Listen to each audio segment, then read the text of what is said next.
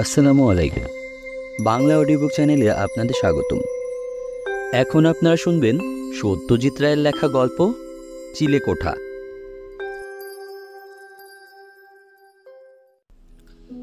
National highway number 40 থেকে ডাইনে রাস্তা ধরে 10 কিলোমিটার গেলেই ব্রহ্মপুর। মোটা আসার কিছু আগেই আদিত্যকে জিজ্ঞেস করলাম, কি রে, তোর জন্মস্থানটা একবার ঢু মেরে যাবি নাকি? সেই যে ছেড়েছিস, তারপর তো আর আসিসনি। তা আসিনি, বলল আদিত্য। 29 বছর। অবশ্যই আমাদের বাড়িটা নির্ঘাত এখন ধ্বংসস্তূপ। যখন বাড়ি ছাড়ি তখনই বয়স ছিল প্রায় 200 বছর। স্কুলটারও কি দশা জানি না। বেশি সংস্কার হয়ে থাকলে তো চেনাই যাবে না। ছেলেবেলার স্মৃতি ফিরে পাবো এমন আশা করে গেলে ঠকতে হবে। তবে হ্যাঁ, নগাকুড়োর চায়ের দোকানটা এখনো যদি থাকে, গলাটা একটু ভিজিয়ে নিলে মন্দ হয় না। ধরলাম ব্রহ্মপুরের রাস্তা। আদিত্যদের জমিদারি ছিল ওখানে। স্বাধীনতার বছর খানিকের মধ্যেই আদিত্যর বাবা ব্রজেন্দ্রনারায়ণ ব্রহ্মপুরের পাট উঠিয়ে দিয়ে কলকাতায় এসে ব্যবসা শুরু করেন। আদিত্য ম্যাট্রিকটা পাশ করেছিল ব্রহ্মপুর থেকেই। কলেজের পড়াশোনা হয় কলকাতায়। তখন আমি ছিলাম ও সহপাঠী। 76-এ আদিত্যর বাবা মারা যান। তারপর থেকে ছেলেই ব্যবসা দেখে। আমি ওর অংশীদার এবং বন্ধু। আমাদের নতুন ফ্যাক্টরি হচ্ছে দেওদারগঞ্জে। সেইটা দেখে ফিরছি আমরা। গাড়িটা আদিত্যরই। যাবার পথে ও চালিয়েছে, ফেরবার পথে আমি। এখন বাজে 3:30। মাসটা মাঘ, রোদটা মিঠে। রাস্তার দুধারে দিগন্ত বিস্তৃত ক্ষেতের ধান কাটা হয়ে গেছে কিছুদিন হলো। ফসল এবার ভালোই হয়েছে। পাকা রাস্তা ধরে মিনিট 10 চলার পরেই গাছপালা, দালান কোঠা দেখা গেল। ব্রহ্মপুর হলো যাকে বলে শহর বাজার জায়গা। লোকালয়ে আসার অল্পক্ষণের মধ্যেই আদিত্য বলল, দাঁড়া। বায়ে স্কুল। গেটের উপর অর্ধচন্দ্রাকৃতি লোহার ফ্রেমের ভিতরে লোহার অক্ষরে লেখা ভিক্টোরিয়া হাই স্কুল, প্রতিষ্ঠা 1872। গেট পেরিয়ে রাস্তার বাঁ পাশে খেলার মাঠ, রাস্তার শেষে দোতলা স্কুল বাড়ি। আমরা দুজনে গাড়ি থেকে নেমে গেটের সামনে গিয়ে দাঁড়িয়েছি। স্মৃতির সঙ্গে মিলেছে? আমি জিজ্ঞেস করলাম। আদপেই না, বলল আদিত্য। আমার স্কুল ছিল একতলা, আর ডাইনে ও বিল্ডিংটা ছিল না। ওটা আমাদের হাডুডু খেলার জায়গা ছিল। তুই তো ভালো ছাত্র ছিলি, তাই না? তা ছিলুম, তবে আমার বাধা পজিশন ছিল সেকেন্ড। ভেতরে যাবি? পাগল। মিনিট খানিক দাঁড়িয়ে থেকে গাড়িতে ফিরে এলাম দুজনে। তোর সেই চায়ের দোকানটা কোথায়? এখান থেকে 3 ফার্লং সোজা রাস্তা, একটা চৌমাথার মোড়ে। পাশেই একটা মুদির দোকান ছিল, আর উল্টো দিকে শিব মন্দির। পোড়াইটের কাজ দেখতে আসতো কলকাতা থেকে লোকেরা। আমরা আবার রওনা দিলাম। তোদের বাড়িটা কোথায়? শহরের শেষ মাথায়। ও বাড়ি দেখে মন খারাপ করার কোনো বাসনা নেই আমার। তবু একবার যাবি না? সেটা পরে ভাবা যাবে, আগে চা। চৌমাথা এসে গেল দেখতে দেখতে। মন্দিরের চূড়োটা একটু আগে থেকেই দেখা যাচ্ছিল। কাছে যেতে আদিত্যর মুখ দিয়ে একটা বিস্ময়সূচক শব্দ বেরোনোর সঙ্গে সঙ্গে চোখ পড়ল একটা দোকানের উপর সাইনবোর্ডে, নগেশ টি ক্যাবিন। পাশে মুদির দোকানটাও রয়েছে এখনো। আসলে 29 বছরে মানুষের চেহারাটা অনেকটা পরিবর্তন হলেও এইসব শহরের রাস্তাঘাট দোকানপাটের চেহারা খুব একটা বদলায় না। শুধু দোকান নয়, দোকানের মালিকও বর্তমান। 60-এর উপর বয়স, রোগা পোটকা চাষারে চেহারা, হিসেব করে আঁচড়ানো ধবধবে সাদা চুল, দাড়িগোফ কামানো, পরনে খাটো ধুতির উপর নীল ডোরাকাটা শার্টের তলার অংশটা দেখা যাচ্ছে সবুজ চাদরের নিচ দিয়ে। কোত্থেকে এলেন আপনারা? একবার গাড়ির দিকে, একবার 2 আগন্তুকের দিকে চেয়ে প্রশ্ন করলেন নগেনবাবু। স্বভাবতই আদিত্যকে চিনতে পারার কোনো প্রশ্নই ওঠে না। দেওদারগঞ্জ, বলল আদিত্য। যাব কলকাতা। এখানে আপনার দোকানে চা খেতে আসা। তা খাবেন বই কি, শুধু চা কেন, ভালো বিস্কুট আছে, চানাচুর আছে। বরং নানখানটায় দিন দুটো করে। আমরা দুটো টিনের চেয়ারে বসলাম। দোকানে আরও লোক বলতে কোণের টেবিলে একজন মাত্র, যদিও তার সামনে খাদ্য বা পানীয় কিছুই নেই। মাথা হেঁট, হয়তো ঘুমিয়ে পড়েছে। ও স্যান্ডেল মশাই, কোণের ভদ্রলোকটিকে উদ্দেশ্য করে বেশ খানিকটা গলা তুলে বললেন নগেনবাবু। 4টে বাজতে চলল, বাড়ি মুখ হন এবার, অন্য খদ্দের আসার সময় হলো। তারপর আমাদের দিকে ফিরে চোখ টিপে বলল, কানে খাটো, চোখেও চালছে, তবে চশমা করাবেন সে সঙ্গতি নেই। বুঝলাম এই ভদ্রলোকটি একটি মশকরার পাত্র। শুধু তাই না, নগেনবাবুর কথার যে প্রতিক্রিয়া হলো তাতে ভদ্রলোকের মাথার ঠিক আছে কি না সে বিষয়ে সন্দেহ জাগে। আমাদের দিকে কয়েক মুহূর্তের জন্য চেয়ে থেকে শরীরটাকে একবার ঝেড়ে নিয়ে সান্যাল মশাই তার শীর্ণর ডান হাতটা বাড়িয়ে চালছে পড়া চোখ দুটো পাকিয়ে শুরু করলেন আবৃত্তি।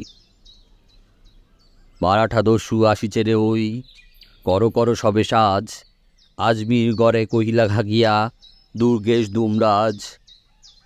এই থেকে শুরু করে ভদ্রলোক বসা অবস্থা থেকে উঠে দাঁড়িয়ে দোকানের বাইরে এসে রবীন্দ্রনাথের পণরক্ষা কবিতাটা পুরো আবৃত্তি করে। কোনো বিশেষ কাউকে লক্ষ্য না করেই একটা নমস্কার ঠুকে একটু যেন বেসামালভাবেই চৌরাস্তার একটা রাস্তা ধরে চলে গেলেন সোজা হয়তো তার নিজের বাড়ির দিকেই। চৌরাস্তায় লোকের অভাব নেই, বিশেষত মন্দিরের সামনে 8-10 জন লোক শুয়ে বসে রোদ পোহাচ্ছে। কিন্তু আশ্চর্য এই যে তাদের কারোরই এই আবৃত্তি শুনে কোনো প্রতিক্রিয়া হলো না। ব্যাপারটা যেন কেউ গ্রাহ্যের মধ্যেই আনলো না। আসলে পাগলের পোলাপের বেশিরভাগই বাতাসে হারিয়ে যায়, তাতে কেউ কান দেয় না। পাগল আরও ঢের দেখেছি, তাই ঘটনাটাকে আমার মন থেকে ঝেড়ে ফেলতে কোনো অসুবিধা হলো না। কিন্তু আদিত্যের দিকে চেয়ে বেশ একটু হকচকিয়ে গেলাম। তার চোখে মুখের ভাব পাল্টে গেছে। কারণ জিজ্ঞেস করাতে সে কোনো জবাব না দিয়ে নগেনবাবুকে প্রশ্ন করল, ভদ্রলোক কে বলুন তো, করেন কি? নগেনবাবু নিজের হাতেই 2 গ্লাস চা আর একটা প্লেটে 4টে নান খাটাই আমাদের সামনে এনে রেখে বললেন, শশাঙ্ক সান্যাল, কি আর করবে, অভিশপ্ত জীবন মশাই, অভিশপ্ত জীবন। চোখ কানের কথা তো বললুম, মাথাটাও গেছে বোধহয়, তবে পুরনো কথা একটুও ভোলেনি। স্কুলে শেখা আবৃত্তি শুনিয়ে শুনিয়ে ব্রহ্মপুরের সকলের কান পচিয়ে দিয়েছে।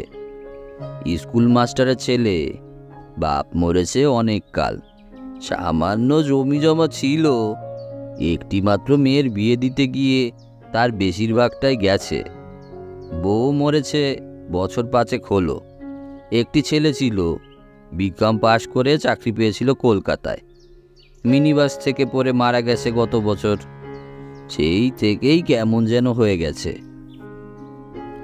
কোথায় থাকেন? যোগেশ কবরেজ ছিলেন ওর বাপের বন্ধু, তারই বাড়িতে একটা ঘরে থাকেন। ওরা দুবেলা দুটি খেতে দেন। আমার এখানে এসে চা বিস্কুট খান ওই কোণে বসে। পেমেন্টটিও করা চায়, কারণ আত্মসম্মানবোধটি তো আছে পুরো মাত্রায়, যদিও এভাবে কদিন চলবে জানি না। সব মানুষের সময় তো সমান যায় না। আপনারা কলকাতার লোক, ঢের বেশি দেখেছেন আমাদের সে, আপনাদের আর কি বলবো। যোগেশ কবিরাজের বাড়ি চড়কের মাঠটার পশ্চিম দিকে না? আপনি তো জানেন দেখছি, ব্রহ্মপুরে কি এককালে যোগাযোগ ছিল একটু। নগেনবাবুর কাছে অন্য খদ্দের এসে পড়ায় কথা আর এগোলো না। দাম চুকিয়ে দিয়ে উঠে পড়লাম।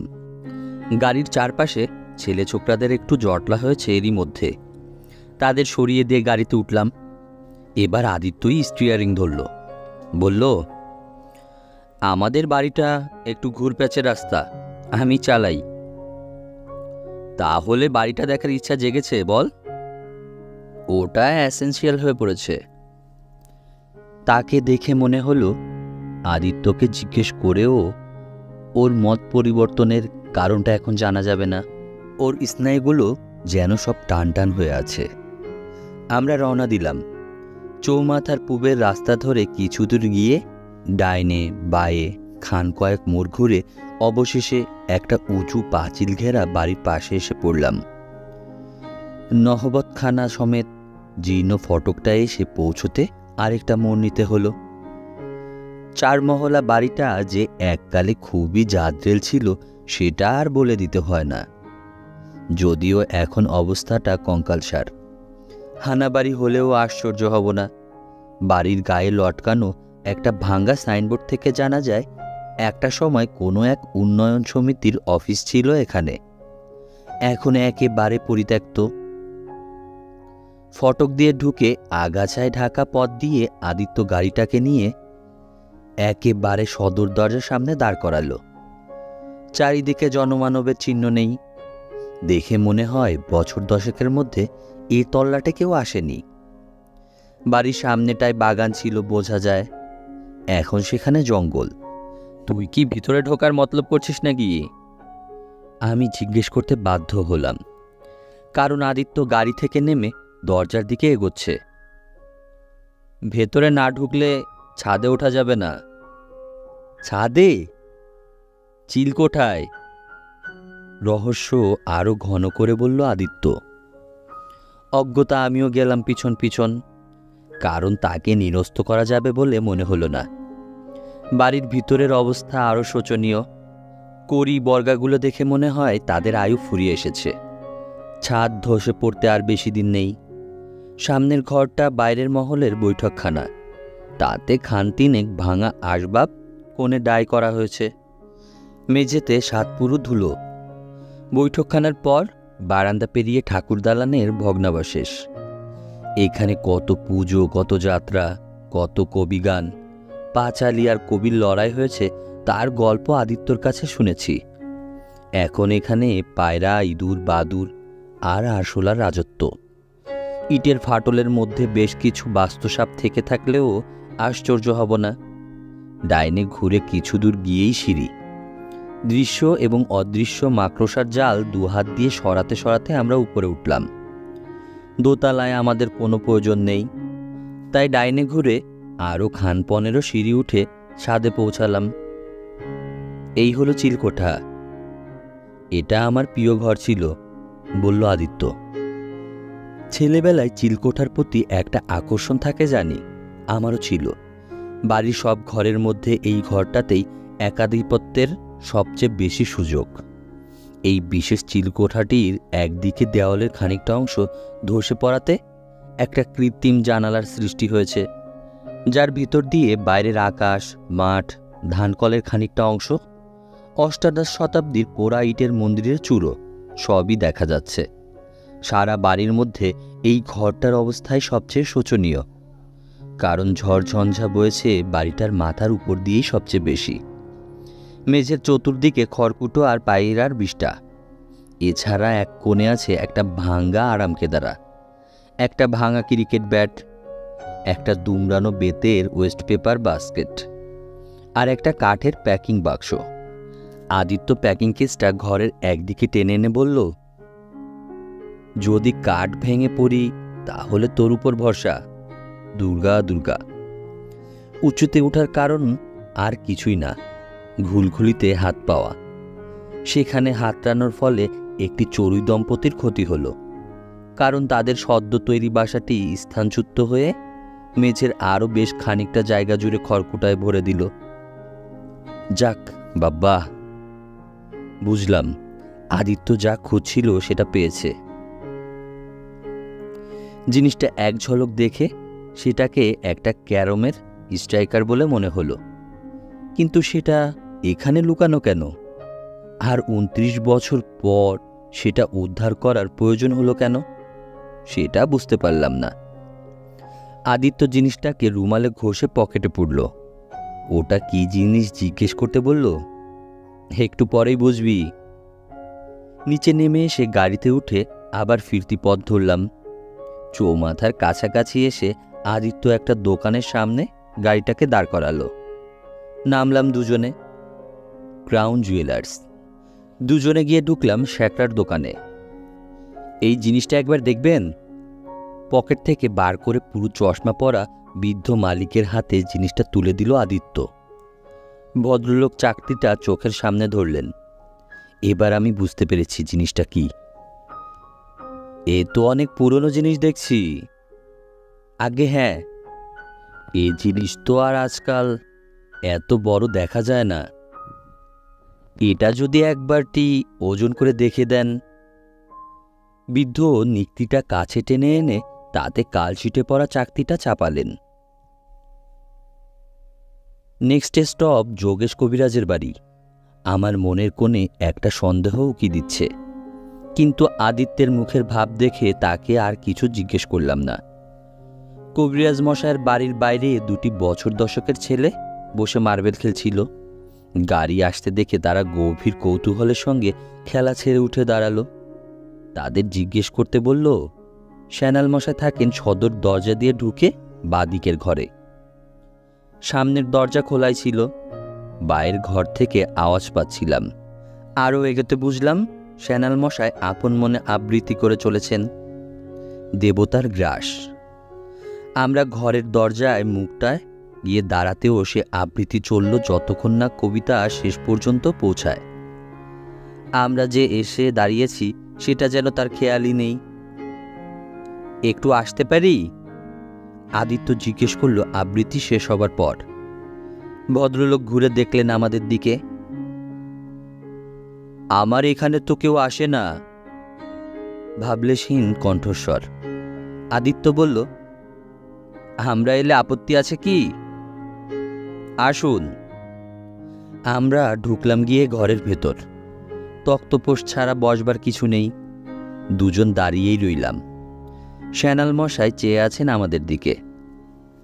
আদিত্য নারায়ণ চৌধুরীকে আপনার মনে আছে? আদিত্য প্রশ্ন করল।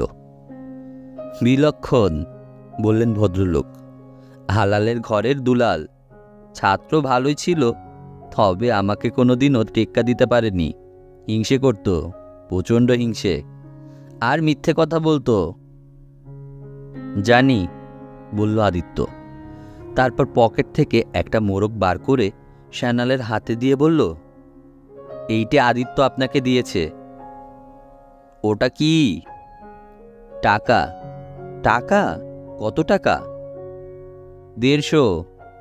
বলেছে এটা আপনি নিলে সে খুশি হবে। হাসবো না কাঁদবো? আদিত্য টাকা দিয়েছে আমায়। হঠাৎ এ মতি হলো কেন? সময়ের প্রভাবে তো মানুষ বদলায়। আদিত্য এখন হয়তো আর সেই আদিত্য নেই। আদিত্য বদলাবে? প্রাইজ পেলুম আমি।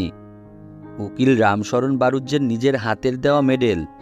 সেটা তার সহ্য হলো না। সে আমার কাছ থেকে চেয়ে নিয়ে গেল তার বাপকে দেখাবে বলে। তারপর আর ফেরতই দিল না। বললে পকেট ফুটো ছিল, গলে পড়ে গেছে। এটা সেই মেডেলেরই দাম, আপনার পাওনা। শ্যানালের চোখ কপালে উঠে গেল। ফ্যাল ফ্যাল করে আদিত্যের দিকে চেয়ে বলল, মেডেলের দাম কি রকম? সে তো বড় জোর 5 টাকা। রূপোর মেডেল তো। রূপোর দাম 30 গুণ বেড়ে গেছে। বটে? আশ্চর্য, এ খবর তো জানতুম না। তবে সানাল মশাই হাতের 15টা 10 টাকার নোটের দিকে দেখলেন। তারপর মুখ তুলে চাইলেন আদিত্যের দিকে। এবার তার চোখে মুখে এক অদ্ভুত নতুন ভাব। বললেন, এতে যে বড্ড চ্যারিটির গন্ধ এসে পড়েছে আদিত্য। আমরা চুপ। শ্যানাল মিটিমিটি চোখে চেয়ে আছেন আদিত্যের দিকে। তারপর মাথা নেড়ে হেসে বললেন, তোমার ডান গালের ওই আঁচিল দেখে নগাখুড়োর চায়ের দোকানে আমি চিনে ফেলেছি তোমায়। আমি বুঝেছি তুমি আমায় চেনোনি, তাই সেই প্রাইজের দিনের কবিতাটাই আবৃত্তি করলুম। যদি তোমার মনে পড়ে। তারপর যখন দেখলুম তুমি আমার বাড়িতে এলে, তখন কিছু পুরনো ঝাল না ঝেড়ে পারলুম না। ঠিকই করেছ, বলল আদিত্য। তোমার প্রত্যেকটা অভিযোগ সত্যি, কিন্তু এ টাকা তুমি নিলে আমি খুশি হব। হুম, মাথা নাড়ল শশাঙ্ক সান্যাল। টাকা তো ফুরিয়ে যাবে আদিত্য, বরং মেডেলটা যদি থাকতো তাহলে নিতুম। আমার ছেলেবেলার ওই একটি অপ্রিয় ঘটনা আমি ভুলে যেতুম মেডেলটা পেলে। আমার মনে কোনো খেদও থাকতো না। চিলকোঠাতে 29 বছর লুকিয়ে রাখা মেডেল, যার জিনিস তার কাছেই আবার চলে এলো। এতদিনেও তার গায়ে খোদাই করা লেখাটা ম্লান হয়নি, শ্রীমান শশাঙ্ক সান্যাল, আবৃত্তির জন্য বিশেষ পুরস্কার 1948।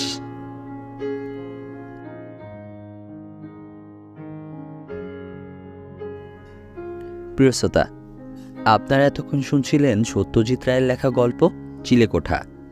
কেমন লাগছে আমাদের গল্পগুলো শুনতে? যদি ভালো লেগে থাকে তাহলে অবশ্যই কমেন্ট করে জানাতে ভুলবেন না, এবং অবশ্যই আমাদের চ্যানেলটি সাবস্ক্রাইব করে বন্ধুদের সাথে শেয়ার করবেন। তাহলে আমরা আরও নতুন নতুন গল্প শোনাতে উৎসাহিত হব। আজকে এই পর্যন্তই। সবাই ভালো থাকবেন। আল্লাহ হাফেজ।